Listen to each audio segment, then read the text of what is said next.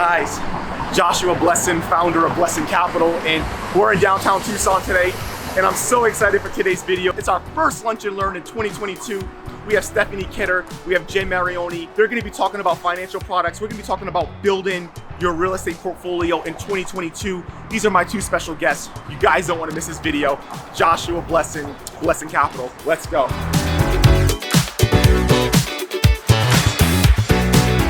But guys, I'm super excited. My name is Joshua Blessin. Most of you, everybody in the room probably knows me. I'm with Blessin Capital. We provide small business financing.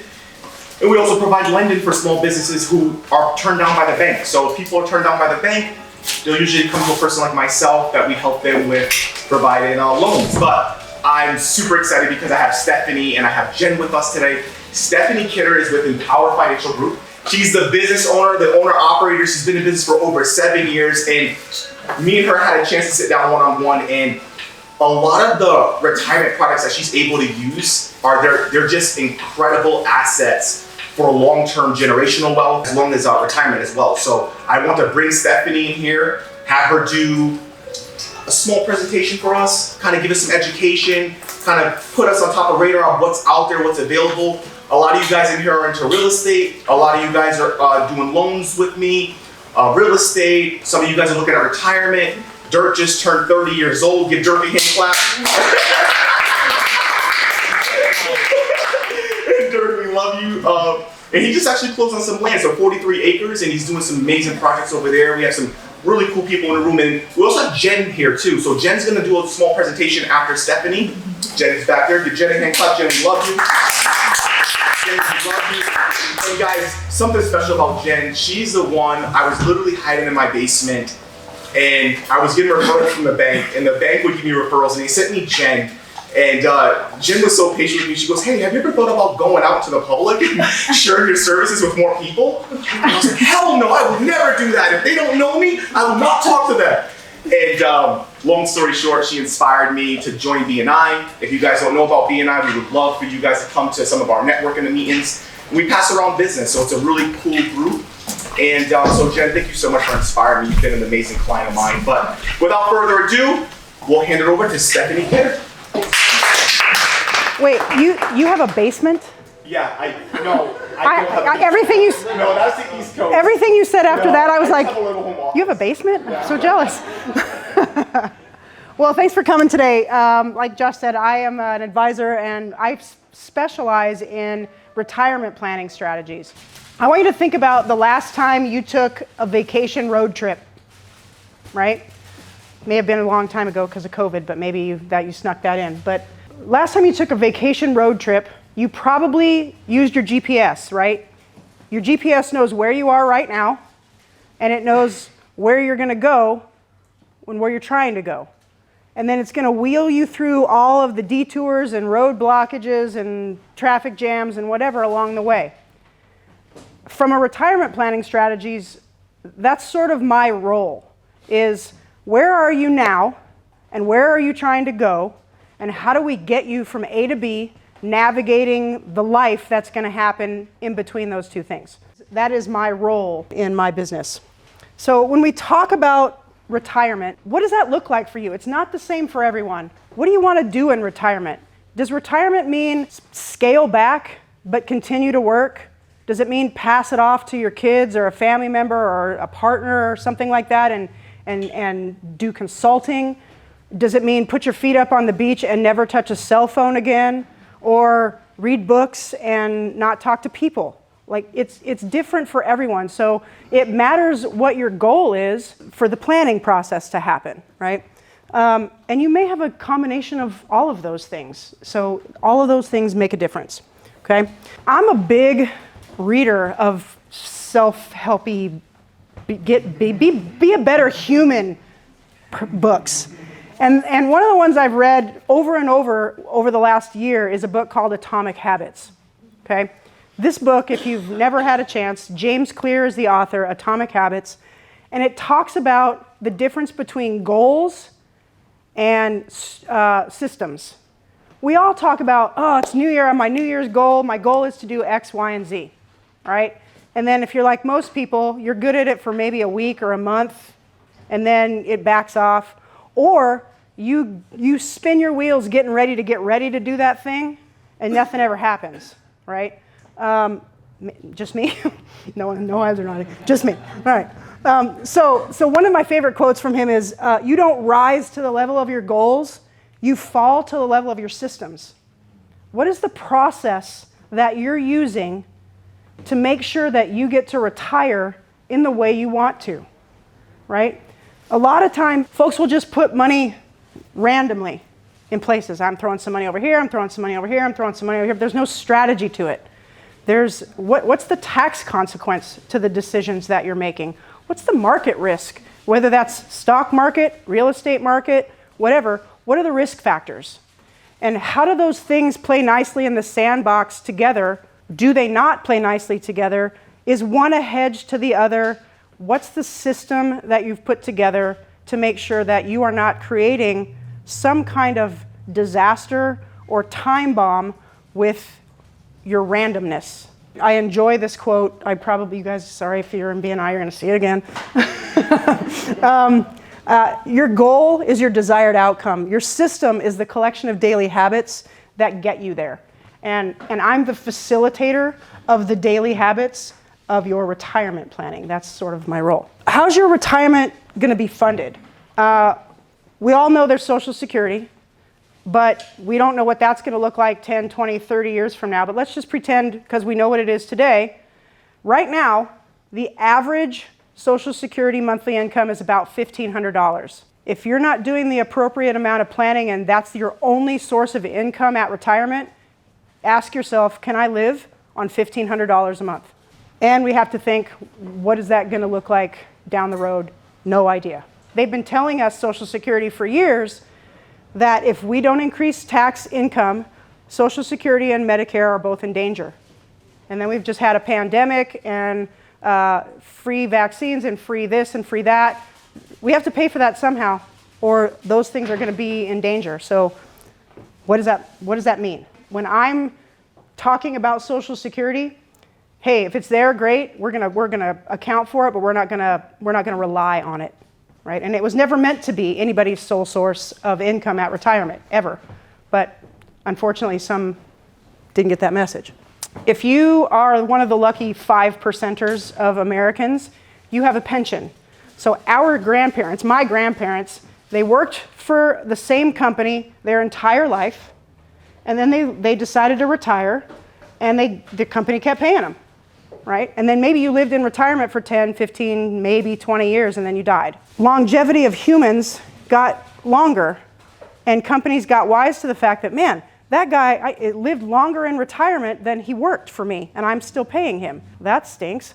So they slowly started phasing out pensions and put the onus on the employee to start saving for themselves, which is the retirement plans. 401ks, SEP IRAs, 457s. It depends on what type of an entity that you work for, which one of those is the one that you have. But those qualified retirement accounts, now it's on us to save. And if you're lucky and your employer matches some of your contribution into those qualified plans, yay, you should take advantage of that all day. That's free money. But if you're self-employed, then now you're kind of the one who's funding it, as the employer or as the employee. But if you're the boss, you're both of those things. Maybe you're gonna, like I said earlier, maybe you're gonna sell your business. You're gonna continue to work part-time in the business or have a partnership in some way. A lot of people, if you're a business owner, I think what mentally trips business owners up that I see often, the business is thriving for you when you're working in it, but you're the business. And your idea is when I leave this job, I'm going to sell my business to somebody else. But the value is not necessarily going to be the same for someone else. If you're the salesperson, for example, and all your clients and customers know you, and that's the relationship, and then you retire and give the business to your son who they don't know, is that relationship going to be the same? Maybe, maybe not. But it's something to consider if that's part of your mindset as selling your business. What is that going to look like, and how is that going to function? And then you may also be setting up some sort of passive income, whether that's rental properties or a second business, or you got some side hustle, whatever that happens to be. But passive income where you're not actually doing it every day, but you're getting some income from that. And in all likelihood, if you're doing any type of planning at all, you probably have more than one of these things happening. The language I use for that is diversification. You know, you use diversification in a investment standpoint, but this is also diversification. I've got some money over here, I've got some money over here, I've got some money over here. And hopefully, when you diversify well enough, there's always going to be a place that is good when something else is bad, right? That's the whole idea of diversification. It's not just that you save for retirement or a goal. It is how and where you save that matter more than anything. So if I gave you 3 buckets and I said, we've got a taxed now bucket, we got a taxed later bucket, and we have a taxed never bucket, where do you want your money to be? Taxed never. Right, okay. But here's the thing. Like the perfect financial vehicle would be, it gives me a really great rate of return. It's liquid to me, meaning I can go get the money whenever I want it, and I don't have to pay taxes, right? That would be fantastic. But that doesn't exist in one place, right? So you have to put money in different buckets, if you will. Tax now is just a regular old investment account, for example. You got money, you made some money, you're going to pay some taxes on it. Okay. Tax later is anything that has deferred taxes. IRAs are an example of that. And taxed never, well, there's some examples of that. There's, down the road, Roth, although you're not going to get taxed down the road. You're going to get taxed now on a Roth. Okay. Where are we putting it? And how do we diversify within those buckets? Let me play this out in sort of a scenario for you, okay? Let's assume for a second that today's your retirement day and you want to take $100,000 out of your 401k because that's the only place you've saved, okay? What's the first thing the government's going to do to that? Take some, okay? So let's assume, don't hold me to the tax rates, I'm just doing this for easy math. Let's assume it's 25%. You're going to pay $25,000 in taxes. You're going to put $75,000 in your pocket. But what's meaningful here is 100% of the dollars were taxable. If you've done some diversification within your working years, we're going to take the same amount of money. We're going to take it from different places, though, different buckets, if you will. We're going to take the first $50,000 from your 401k. Again, what's the first thing the government's going to do to that? Tax it. But you're taking a lower amount. So you will pay lower taxes, okay? Let's just pretend that it's 15%. You're going to end up with $42,500 after taxes. The other $50,000 we're going to take from a post-tax vehicle, something that is not going to get taxed when you take it out. We pay 0 taxes from that bucket, and we're going to end up with $92,500 versus $75,000. Now I'll let you think about this for a second, but which one would you prefer? I don't think it takes long. It's a no-brainer, right? But it doesn't just happen. And I think that probably 95% of the clients that I initially talked to, they are heavy in it's going to get taxed down the road buckets. So let's think about this again. I don't have a crystal ball, but what I just said about Social Security is also relevant from a tax perspective. We just had a pandemic. We're still in it. We paid for free meds and free shots and all of this, and Social Security and Medicare have been telling us for a long time that they're unsustainable on the current levels of income. Common sense tells us taxes are going up somewhere in our future. I don't know when, I don't know where, but probably. What I do know is that our current tax plan is regressive, meaning the Trump tax plan, when we got a tax, they readjusted the brackets. It went down for many people, not all, but many, right? It sunsets, though, in 2026. So we know for a fact, based on current legislation, that at that time, taxes will go up again. So if we are sitting here today and we are putting all of our retirement dollars, or a majority of our retirement dollars, into something that we're deferring taxes today at, say, 22%, only to pay them later at higher than 22%, we didn't really do ourselves any favors, okay? So from a long-term tax perspective, that's where I'm coming from, right? And so it all just matters, where am I putting it? How do I make it as efficient as possible? I'm big on these dollars. I want them to do as many different things as possible, right? How do we do that? So what's next? You may or may not already be working with a financial professional, and that's great. I never want to step on anyone's toes. If you've got a plan, you should work that plan. However, if you're not, we offer complimentary initial appointments. We take you through a process of planning. What does that look like? What's financial literacy 101? Where should you put your money? Why? What are some things to think about? It's really an extension of what I've kind of just talked about. And then if that makes sense to you and it's something that you would like to move forward with, then we get into the weeds with your finances. Who are you? What's important to you? What are your goals? Short-term, mid-range, long-term? What are you trying to accomplish? What do you already have? Again, if I go back to the GPS model, where are you now and where are you trying to go? And how do we get you from A to B in the most efficient and effective way, right? We want to determine through that process what your current goals are, what your current strategies are. If you're already working with an advisor, I often meet with other folks who have an advisor just to give them a, hey, second opinion, right? You can talk to 5 different advisors. You're going to get 5 different answers on how you should do things. No one's right or wrong. It's just different.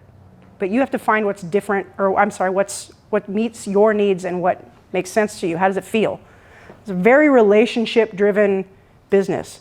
I'm not for everyone. I get that, and I'm okay with that. And you know, if we sit down and we start talking, and you quickly realize like this is not the right person, like, oh, that's okay. Just say that, and I'll go, all right. Well, if you like some referrals, I can send you some. What's important to me is that the people that live in my community have a financial sense to them. They have some foundational understanding so that they can make informed financial decisions for themselves and get themselves on the road to financial security. The more we do that as individuals, it exponentially grows and our community thrives, right? And that's important to me. If you are interested in scheduling, there's business cards, there's brochures. Actually, I didn't put the business cards out. Hey, Heidi, will you show me the little round thing? Yes. That is my business card today. These little wooden pieces? Yeah. So what does that say? What does it say on the front? The big. To it. Okay. If I've already told you this, don't break it. I'm asking for the people who I've never talked to about this. What is that? What shape is it? What's in it? All right, I'm gonna have to go myself. A round. Thank you, Brittany. It's a round to it. I help people get around to it.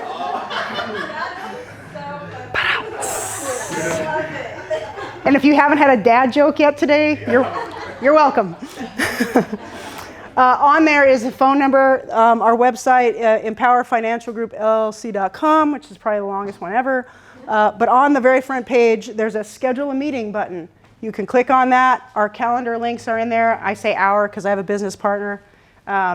You can schedule a meeting with us. Again, it's complimentary, and we'd love to, again, provide financial information so that you can make informed decisions. You guys see how exciting that gets. So I highly recommend, if you guys haven't had a one-on-one with Stephanie, I just think it's amazing that you guys actually think about doing a one-on-one with her. Never too late. Yeah. So guys, without further ado, if we can give Jen a warm welcome. Thank you, Josh. All right, so good afternoon. So thanks for being here. So as Josh mentioned, I am a real estate agent. So I've been a realtor for 3 years or so. Prior to that, I worked in human resources. I had a life before real estate. But what I'm here to talk to you about is a little bit of what Stephanie started in terms of how do you build your wealth for retirement or financial freedom. It doesn't always have to be IRAs, 401ks, et cetera. You can also use real estate. And so in particular, I am going to talk to you about my obsession with multifamily units.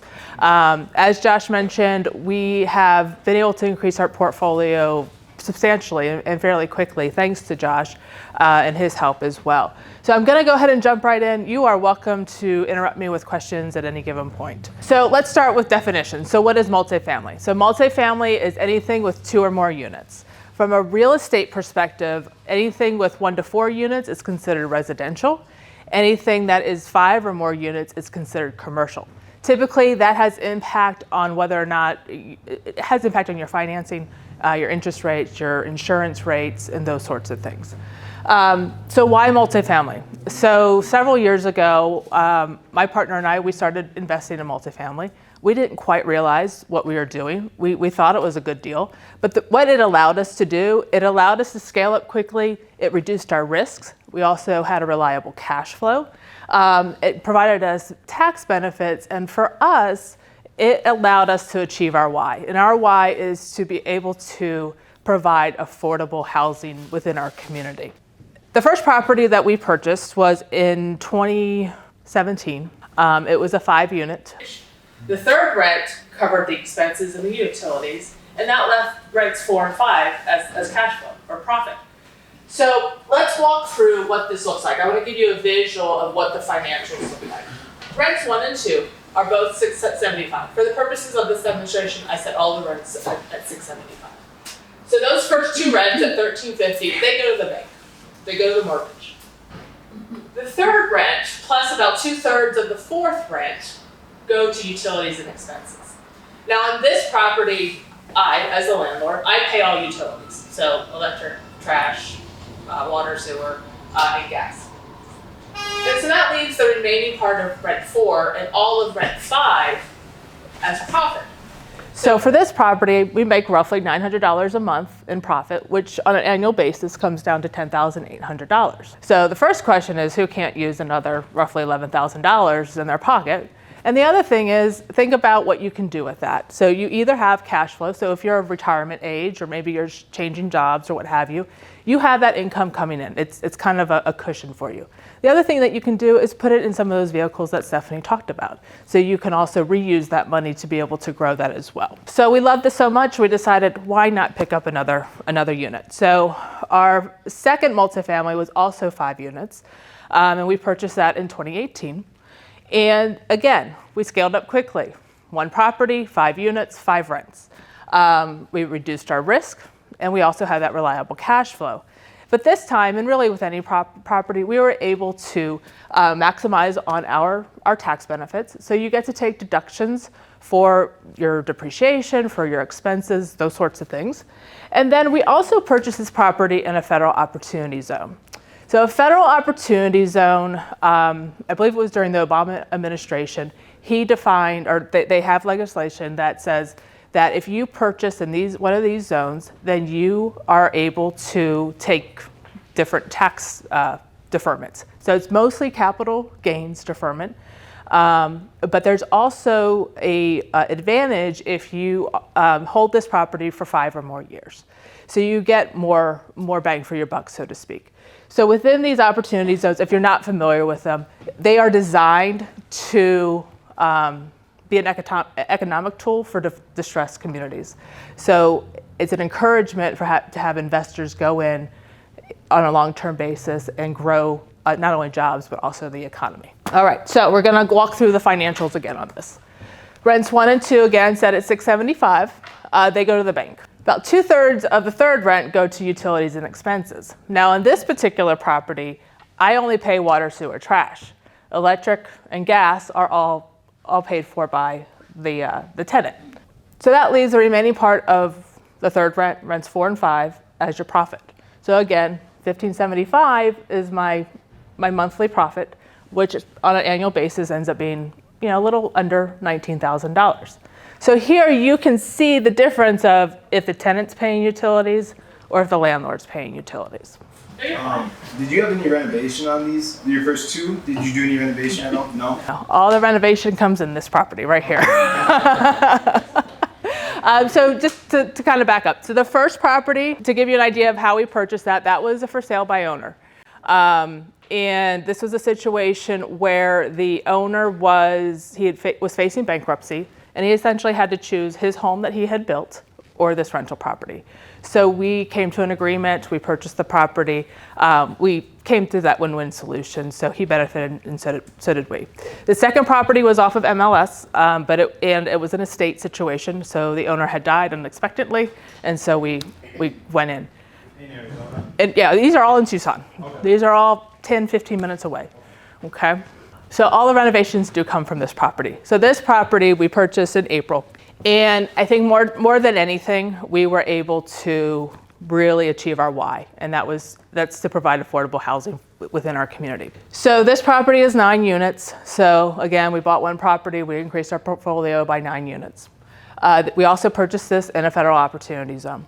Let me tell you about this property.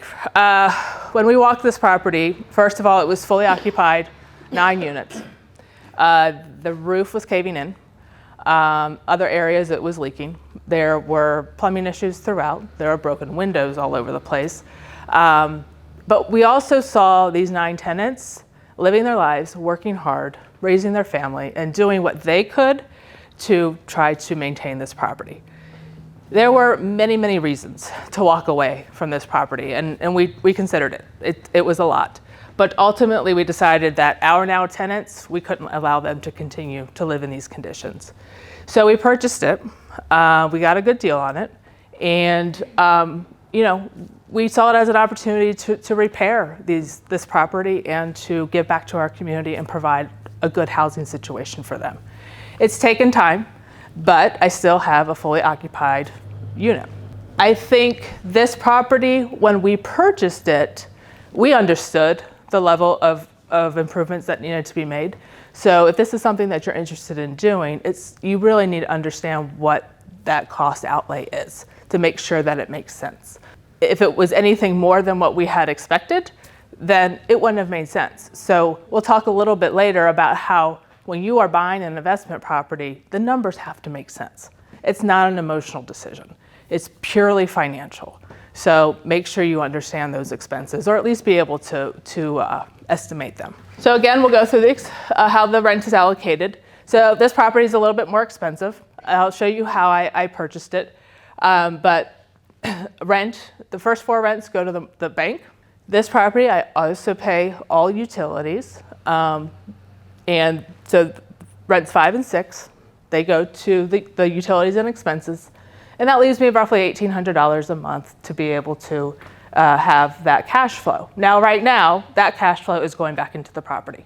And again, I totally knew that. I knew that for that first year, we were just going to reinvest this back into the property. In total, so if you take those 3 properties and you look at each of the potential income on those, you have the numbers there, your annual passive income comes out to be $51,300. That doesn't take into account the fact that you have tax benefits, you have a tangible asset that you can sell, you have equity that you're building in this particular asset as well. And when we talk about equity, if you've held a property right now for the last 3 years, your equity is close to $100,000. Or it could be. So just think about, there's more than just your passive annual income that's coming in. You also have all these other benefits as well. You lead me directly into my question of how do you afford to do this? And so of course, cash is always going to be king, right? So cash is there. You can have traditional financing, hard and private money loans, owner carryback, partner with other investors, and of course, you can also purchase within your self-directed IRA. This is the strategy that we've used, and I'm roughly using the second property, okay? So the second property was the estate sale in terms of the numbers. So these numbers are fairly accurate. We purchased that property for $150,000. We put 10% down, which is roughly $15,000. We financed $135,000, and our interest rate was 9%. Now, hard money loans, they are expensive, so you need to understand what those expenses are. Monthly payment was interest only at just over $1,000. There's a prepayment penalty of 3 months. So the other things you have to account for in your expense column is your insurance, your taxes, and your expenses. Now, when you first buy that property, more than likely your insurance is going to be paid for a year, and your taxes are probably going to be paid as well. When you use hard money, typically it's what's called a bridge loan. So it's for 1 year. It balloons at the end of a year. So you have to have a plan to either renegotiate with that private money lender or to refinance. And so the repairs, the way that you build equity is some of it's just time, right? Others, it's repairs, it's improvements, it's those sorts of things. And then I was able to refinance at 100, since I hadn't paid any of the principal, it was all interest, refinanced the $135,000 at 7% with a monthly payment that includes insurance, taxes, and interest of $1,100. And so now I just have my utilities and expenses. Now, the interest rate, you might look at that and say that's super high. Remember, all of my properties are commercial, so commercial lending is a little bit more expensive. But to answer your question, the way that I've been able to do this is through hard money lenders because they don't have as many regulations as if you go to a traditional lender. Joshua can also help with those sorts of lending because he's more of a private lender as well. So the regulations are different, which allows you to have a little bit more flexibility. So if you pay back that loan within the first 3 months, there's a penalty. So it's a percentage of the loan. The reality of it is it takes you 3 months to get your feet on the ground and get things going. So it's just something to be aware of. That prepay is only full amount. You can pay principal towards it, but so long as you just don't pay the loan off, correct? Correct. You can pay, that is my understanding, is you can pay principal plus the interest. You just can't prepay it. And then when you go into the refinance column, you refinance with a traditional lender? I refinanced with Joshua. Oh no, this is a 30-year, yep, it's a 30-year loan. And so it's a fixed rate. So I noticed on the examples that you gave, you did commercial property on all three, so 5+ units. So that's for diversification to make sure that you have some profit left over. Why not the residential side? But are there more tax benefits doing commercial? Are there more benefits to doing commercial side versus residential? Not necessarily. Well, it really depends on your buy, right? So most real estate investors will tell you that you make your money on the buy. We have found, and this is just our personal experience, your experience might be different. We have found that it's really at 4 and 5 is when I start making profit. Okay. Now, I'm not in an area where I'm bringing in $1,500 in rent a month per unit, right? So those numbers might look different if you have a higher per unit rent, but for us, it has made more sense to have 5 or more units. And honestly, some of it is just the way it's happened. The first 2 properties, there honestly wasn't a ton of planning. It was, this is a good deal, let's move forward with it. We knew we wanted to invest in property, so that wasn't a surprise, but it was really how it all kind of came to fruition. And I do feel like the numbers are probably a little bit higher because 675 rent might be closer to 8-9 per, or is that 675 a realistic? Where I am located right now, because most of my properties are in South Tucson, so they are fairly realistic. It's a little low, but it's not too low. Some of it is also, we're not price gougers. Our goal is affordable housing, and that is our moral compass. We manage our own properties, which means we know the tenants, which means raising rent is super hard. But when we raise rent, it's typically because utility costs have raised. How happy were your family, that group of 9, to get like a new roof and stuff like that? They are very appreciative, and I think for them, they had a slumlord prior to this, right? And so I don't think they were used to having somebody take care of the property, right? So it took some adjustment. That's really cool. Yeah. Don. Do you have 1 year term leases, or do you have multiple year? On my leases, I have month-to-month leases. Month-to-month Yeah. leases. Okay. Yep. A lot of it is understanding your population and what works best for them.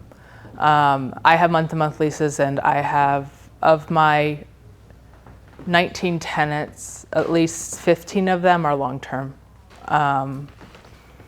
With the first property, 3 are original. 3 of the 5 are original. Second property, all 5 are original. Third property, the majority of are still original. Yeah. Are you doing Section 8 then, or? I am not doing Section 8. I have offered it to my tenants, and if something happens and they need help or what have you, I offer it. None of them have taken me up on it yet. You seem like such a great landlord. It's all about your tenants, and I think that's huge. But I also think, like in the first instances with you not having to do those major repairs to the properties, that's ideal when you can just do minimal curb appeal. Totally. Ideal. Totally. Yeah, and I think in this market, where we're getting our bang for our buck is more the distressed properties, and just understanding how you're going to take care of it. So it's, I think with the first property, the biggest challenge is the utility expenses, and that's what we feel like we're always chasing right now. That property has full HVACs on each unit, so there's 3-ton HVACs. Do you control the energy? Like, do you have a lockbox? I don't, no. That's part of the problem. I would protect it. Yeah. You got solar on these, right? I'm working on that. Yeah, so our next step is to see if we can get solar on the properties to try to minimize those expenses. You use a Nest and control it, so I have that. There's a Nest, and you can control it. Yeah, at 9 o'clock, just shut the AC. Shut it down. Send them all a text message saying, open the window. AC's gonna be down for 3 hours. I'm just kidding. On the utility conversation, is that something that you just carried on because the previous owner paid utilities, or can you separate that out if you wanted? Can you? Yes. So the first property has 2 meters on it. To really make it super clean, 5 meters to have each unit metered would be the easiest way. There's something called RUB, so Ratio Utility Billing, where the Landlord-Tenant Act allows you to essentially take the square footage and do a ratio. The reason we haven't done that, and some of it, again, this is knowing your population, is that I'm billing back. I'm always behind, right? And so then I have a second payment that my tenants have to worry about that's not necessarily a fixed cost. And who I'm working with, that doesn't work. So that's why we just wrap it all up into one payment so they know what's fixed. So could you do it? Yes. It's just a matter of how you want to do it. Or you just increase rent by like 50 for inflation. Yeah. Cool. Yeah. That's really cool. Yeah, I haven't increased rent in 3 years, but that's my problem. I mean, that's just through COVID and those sorts of things, I just didn't have the heart to do it. That's what makes you great. Yeah. I want to say thank you because those are my neighbors. Yeah. You're welcome. Sure. You're welcome.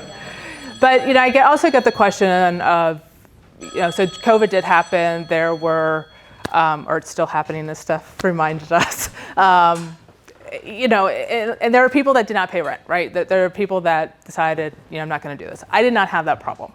I had one tenant who did have a challenge. They came to us. We worked with them. It's all fine.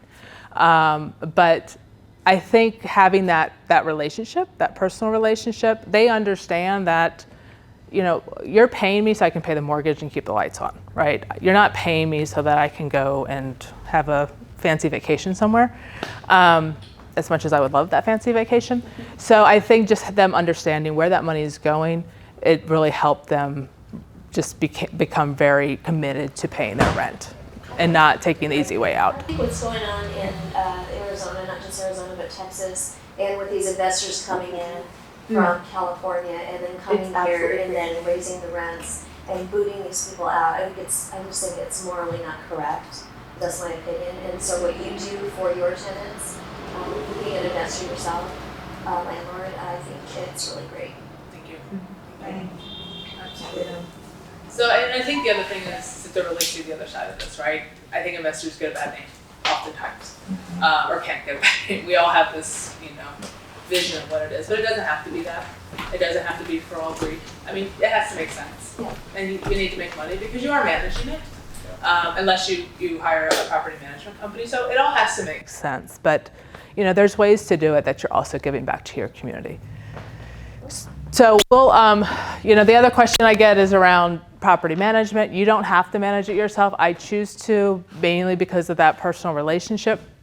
I have low maintenance tenants. They don't call me in the middle of the night, knock on wood. So, I mean, that's part of it too, is that, you know, you have to know your tenant and what you're willing to take on.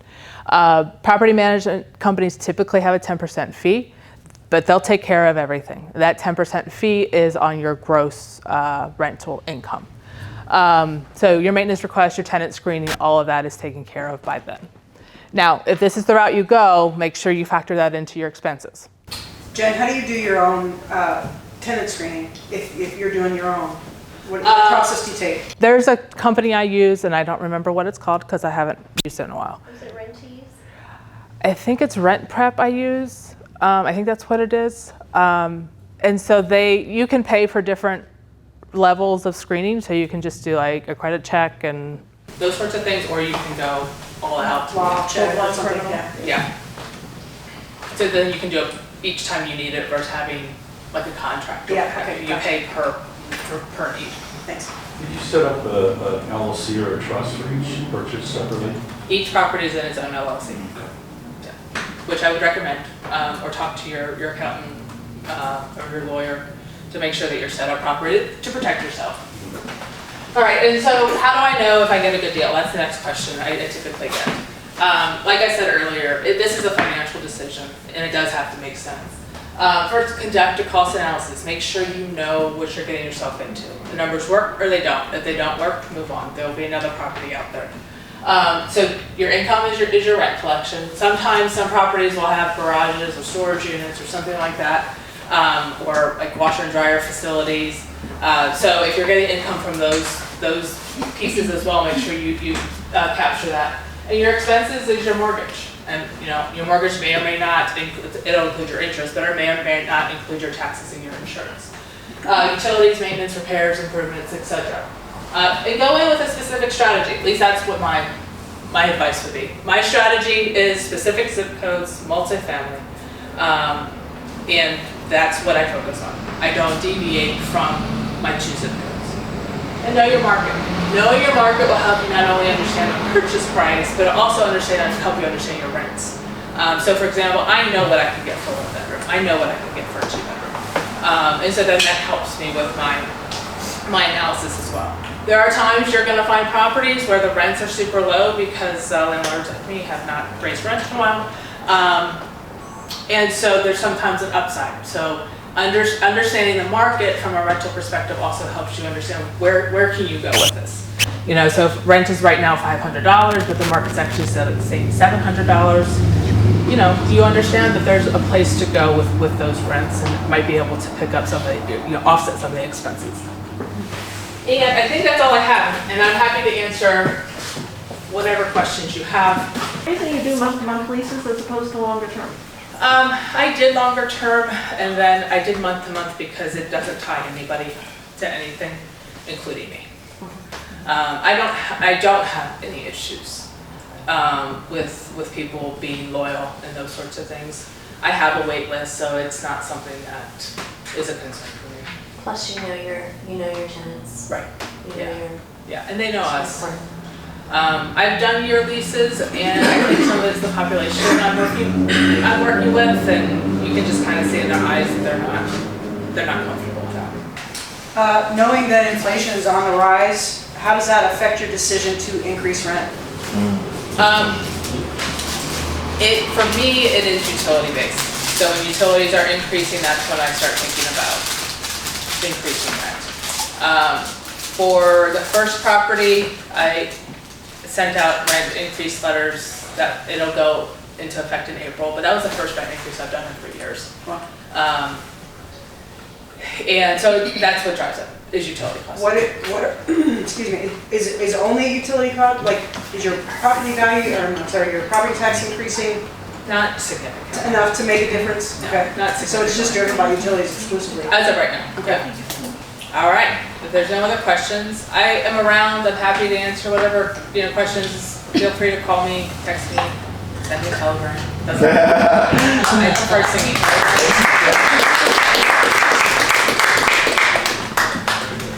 So guys, just 2 more minutes of your time, and we will leave you all alone. My name is Joshua Blessin. Like I said, I'm with Blessin Capital.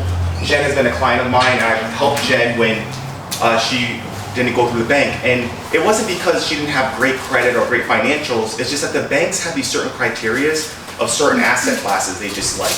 And they're just really, really difficult loans to try to get done. And then also, if investors start getting too many properties, they cap you out. So just 2 minutes of your time, I just want to share with you guys about the finance products that we offer and what it looks like for you. So our process is really, really simple. We only require a 2-page application, and that application does not require for you guys to provide any financials like tax returns or W-2 income. We're not looking at that. What we look at is we look at the income of the property. So if the property is generating enough income, we can approve the loan because the loan can be supported by the property. So it's not about the person that much. The only thing you will need is you will need to have a minimum credit score of at least 680. Can I do a deal for 650? Yes, but 680 is kind of the minimum credit score. Also, another thing that Jen mentioned is the size of the units and how the interest rates actually break down. When you do 1 to 4 units, you guys are going to get a starting interest rate at about 3.99. That's on a 30-year fixed loan. So 3.99 on a 30-year fixed loan is amazing, and you guys can also do a rate buy down if you wanted to. When you start going to units 5 to about 24, the market on that is the rates are going to be a little bit higher. The down payment's going to stay the same on any asset class. So we do require down payment on the properties. It's 20% down on the properties that you will need. That's 20% of the purchase price. We will finance 100% of the rehab costs. So if you guys factor both of those ratios in, your cost of loan average is about 10% out of pocket, especially if you have a lot of rehab. So 1 to 4 units, you will get the best rates. The reason for that is because it's more classified as residential, even though we're giving you guys a commercial loan. 5 units to 24 units, a little bit more expensive rates. You're probably looking at anywhere between 5 to 9, but you're going to be on a 30-year fixed rate, so it will not balloon. It's not hard money where it's going to balloon in, let's say, a year. So you don't sell off your loans? No, so we hold our loans, which makes us different. So we're a balance sheet lender. A lot of our lenders are balance sheet. The lender I set you up with, he still holds a loan? Yeah, so it's a balance sheet lender, and we'll hold the loan for 30 years, which is amazing. If you go above 24, you're now going to drop those rates back down again, and you're going to be looking in a 3 to 5% range. So when we start doing 50-unit apartments, 100-unit apartments, I just closed on 179 units with an investor. I partnered with one of my clients. It's on Stone Ave. You guys probably seen that apartment building over there. It has like a lot of different, I don't know, different colors and all this other stuff. I forgot what it looked like, but Emilio knows, he was there. But anyways, that rate was in the 4s, low 4s. Any questions on that? Okay, lots of questions. I'll start with you, sir. Can we just cover this maybe on a one-to-one? Do you do commercial buildings? So yes, commercial buildings, mobile home parks, we will do it all. So when I was referring to those rates, I was talking about apartments, but if you guys do offices, the rates are a little bit more higher. The offices start around 5 to 8, but we will still do office buildings as well, and hotels. So are you an alternative to an SBA loan? Alternative to an SBA loan, correct. So we won't be doing SBA with that. Oh, you will be? No, we will not be doing SBA. We can do a one-to-one. Yeah, so we won't be doing SBA. Chris knows I do not like SBA, but SBA has really good rates for those specific clients that want to go through that stringent underwriting process. You had a question? I've got 2 questions. Do you need any experience as a landlord to qualify with you? Great freaking question. Guys, this is a big, big question because the banks, if you don't have any experience and you want to get a rental, they're just going to put you through the ringer if it's above 5 units.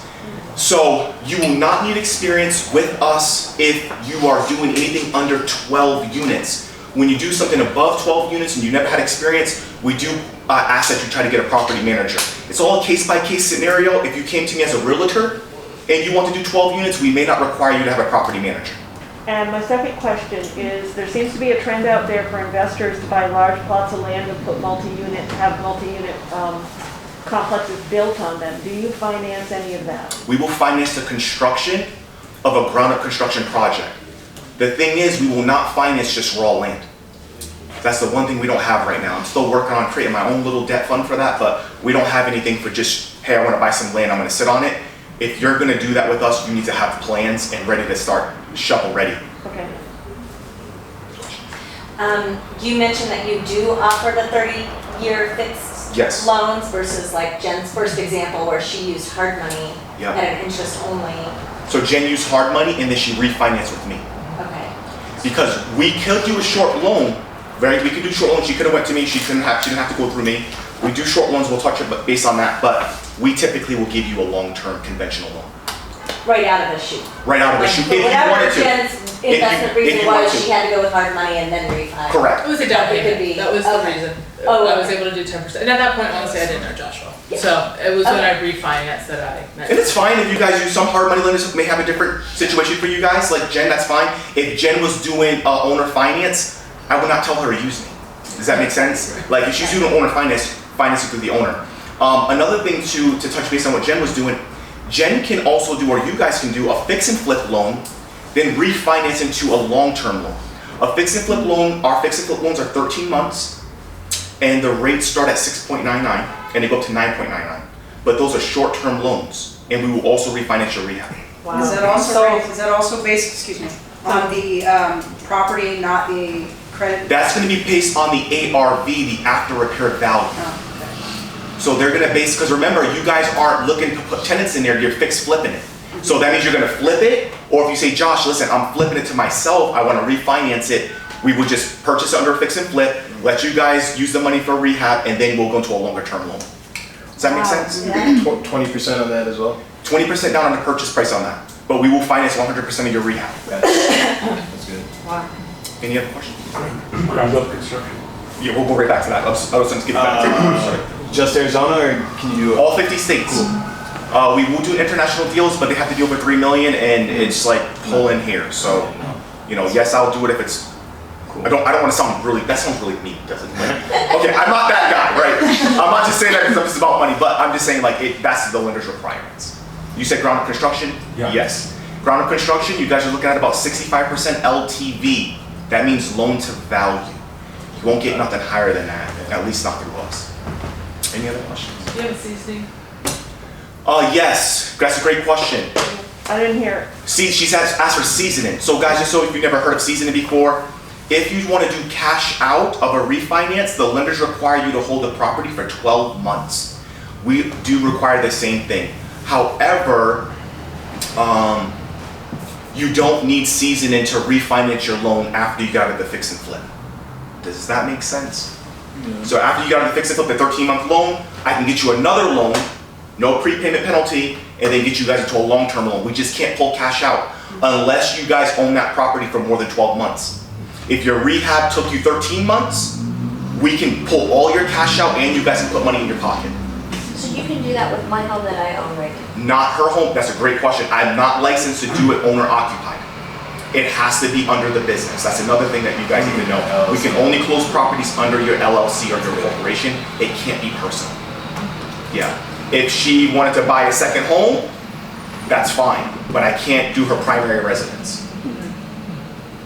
Question? No? The way you're looking at me, I was like, you gonna tackle me, man? Can you do her primary residence? Okay. Can you do her primary residence if she puts it in an LLC? I could do, well, see, yeah, that's crazy. You guys wanna get me in, you guys wanna get me in jail. Get in jail, man. No, I don't wanna go to prison. They're trying to keep me out of prison, right? So anyways, I don't know, that was just a joke, it was a weird one, but whatever. No, but, you know, you guys could have a corporate house.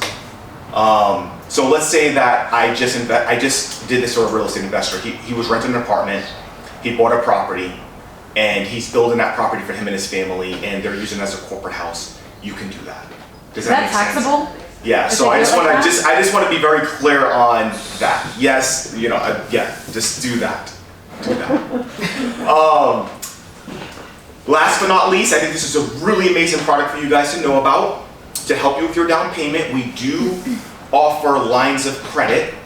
The only thing you will need is no financials. You just will need a credit score of 700 plus, and we will go up to $150,000.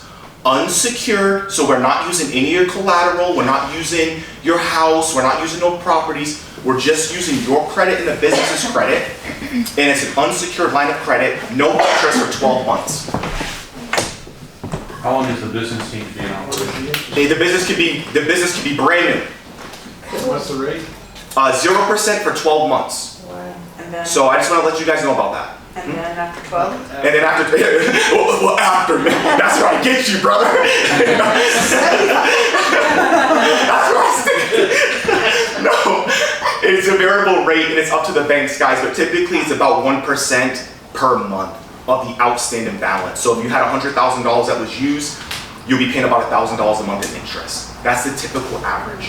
But don't quote me on that. The thing I am able to quote you guys with is the 0% introductory rate. You could always close the line of credit if you guys wanted to after.